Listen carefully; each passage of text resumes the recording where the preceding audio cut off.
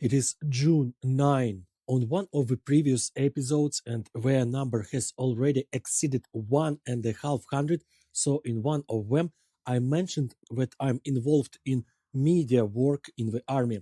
Now I have the right to officially explain what exactly my job entails. Remember in the movie Full Metal Jacket, Private Joker served as a correspondent for a frontline newspaper. However, the necessity of writing articles did not exempt him from participating in combat operation. Well, that's roughly what I do, albeit with some reservation. For example, I don't write texts about war. I work as a videographer. I always have a camera with me, a set of microphones, a voice recorder, a spare voice recorder, a bunch of batteries, a stabilizer, a tripod, and a lot of our camera equipment. All in all, it's all about 30 pounds of various technical gear. In addition, I carry a rifle, around 1,500 rounds of ammunition for it, a bulletproof vest, a helmet, and our military gear. When I have to hit the ground during bombardments with all this stuff, I'm not always able to get up afterward without external assistance. I film in places where civilian journalists are not allowed to go. For example, in Bakhmut, I found myself there when the city was closed for everyone except the military. I'm never present on or off camera. I simply capture what is happening around me, edit the footage, and hand it over to the commanders.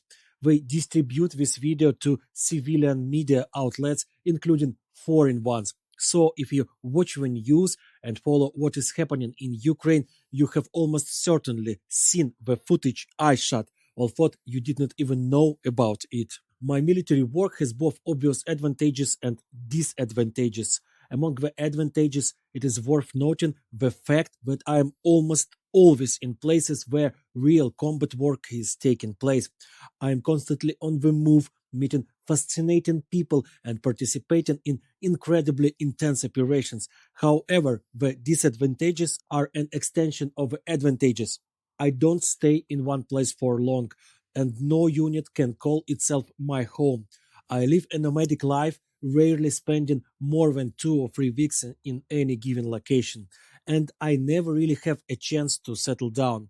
I'm always with my partner wherever I go. We shoot with two cameras and have been traveling together for several months now. You can imagine how we might get on each other's nerves. Furthermore, this is not the kind of journalism work I was engaged in before the war. What I'm doing now is completely focused on war. There is no other reality for me apart from this war, so I'm forced to narrow my perspective and literally have to push myself to take an interest in anything beyond this war. Anyway, I have mastered videography and editing, which I had vague notions about before the war. Now I skillfully capture footage even in the most nightmarish conditions, under bombardment or under the watchful eye of enemy drones, and I can edit this footage fairly quickly. So if you need someone to film your wedding, anniversary, or party after the war, you know who to call. Private Matsarsky, recipient of the Order of Merit, a volunteer who joined the army on the second day of the invasion, will capture and edit everything in the best possible way. Long-time subscribers to my podcast will receive significant discounts. Okay, talking seriously, I want to thank you for keeping your interest in my podcast. It allows me to continue working on it and thus maintain my mental stability that is so necessary for my current job. So my award from the hands of the president is your award too. Without your support, I would hardly have been able to master everything that I have to deal with for almost 16 months of this brutal war.